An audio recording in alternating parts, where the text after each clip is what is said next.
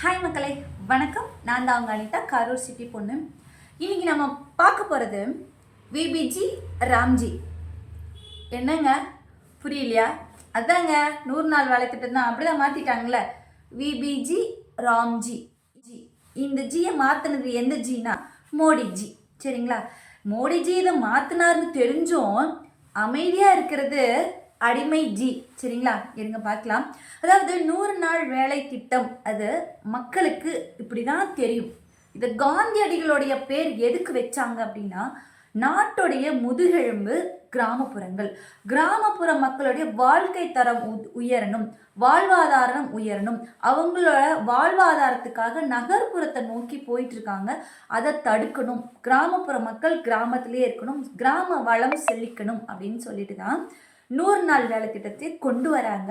Doctor கலைஞர் ஐயா இருக்கும் பொழுதும், சென்ட்ரலில் பாரத பிரதமராக மன்மோகன் சிங் ஐயா இருக்கும் போதும் இந்த திட்டத்தை கொண்டு வராங்க.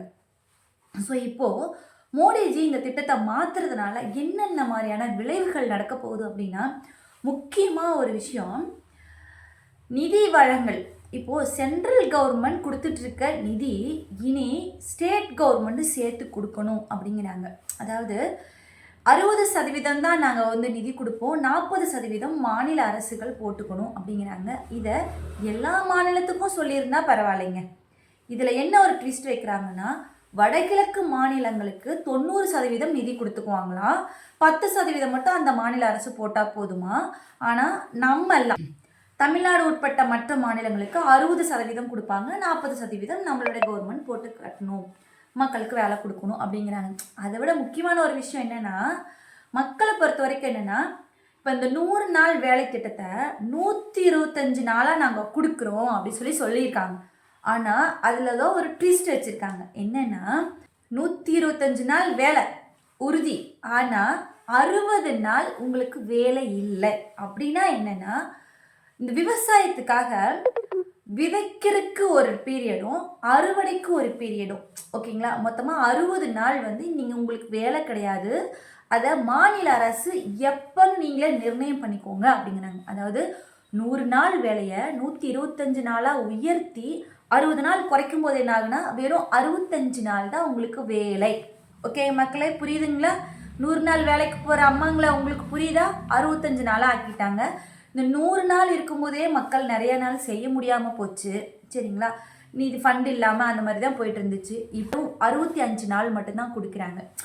அதாவது 125 நாளாக உயர்த்தி 60 நாளை நிப்பாட்டி வச்சு வெறும் 65 நாள் மட்டும்தான் இப்போ வேலை கொடுக்க போகிறாங்க. மக்களே கொஞ்சம் தெளிவாக இருந்துக்கோங்க. ஏன்னா இதை ஒன்றிய அரசு தான் இதை பண்ணுறாங்கன்னு தெரிஞ்சும், பீகாரில் தேர்தல் முடிஞ்ச கையோடவே அங்கே உள்ளவர் சொல்கிறாரு, இங்கே உள்ள ஒருத்தருடைய ஓனர் தான் அவர் சொல்கிறாரு, யாருன்னு தெரியல உங்களுக்கு, அமித்ஷா ஐயா. அவர் சொல்கிறாரு, பீகாரில் தேர்தல் முடிஞ்சிருச்சு, அடுத்த டார்கெட் தமிழ்நாடு.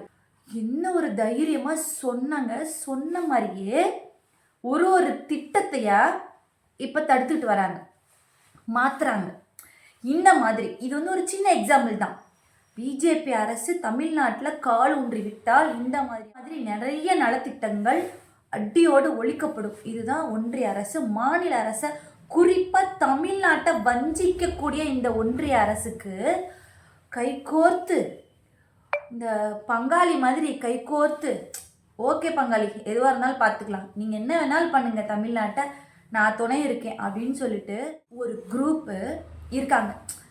எடப்பாடி ஐயா அவர்களே, நீங்கள் சம்பாரித்து வச்சிருக்கிற சொத்தை காப்பாற்றுறதுக்காக, உங்களோட தனிப்பட்ட ஒரு குடும்பத்துடைய சொத்துக்களை காப்பாற்றுறதுக்காக தமிழ்நாட்டில் உள்ள அடிமட்டத்தில் இருக்கிற கிராமப்புற மக்கள் இந்த 100 நாள் வேலை திட்டத்தில் அடி வயிற்றில் கை வச்சுருக்காங்களே ஒன்றிய அரசு, அவங்க கூட நீங்கள் கைகோர்த்து இருக்கலாமா? இபிஎஸ் அண்ணா அவர்களே, ஏழை மக்களுடைய வாழ்வாதாரத்துக்கு வழி இல்லாமல் வயிற்றில் அடிக்கக்கூடிய ஒரு திட்டத்தை கொண்டு வந்திருக்காங்களே, இந்த திட்டத்துக்கு நீங்களும் துணை போய் இன்னும் ஒரு எதிர்ப்பு குரல் கூட கொடுக்கல.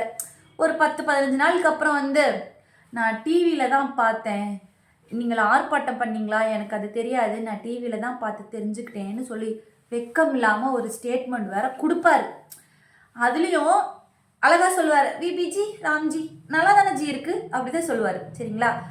மக்களே இதில் நீங்கள் தெளிவாக தெரிஞ்சுக்க வேண்டிய விஷயம் ஒன்று இருக்குது அப்படின்னா, பிஜேபியோட ஆட்சிக்கு, பிஜேபியோட அரசுக்கு, ஆர்எஸ்எஸ்க்கு துணை போயிட்டுருக்க நமது அன்பு அண்ணன் இபிஎஸ் அண்ணார் அவர்களுக்கு இதெல்லாம் தெரிஞ்சும் தெரியாத மாதிரி கண்ணை மூடிட்டு போயிட்டுருக்காங்க. எதுக்கு அப்படின்னா, அவங்களுடைய சொத்தை காப்பாற்றுறதுக்காக மட்டும்தான். ஏழை மக்களுடைய வாழ்வாதாரத்தை, வாழ்க்கை தரத்தில் அடி வயிற்றில் கை வைக்கக்கூடிய ஒரு திட்டம் தான் இந்த 100 நாள் வேலை திட்டத்தை கை வைக்கிறது. மக்களே, நீங்கள் தான் புரிஞ்சுக்கணும்.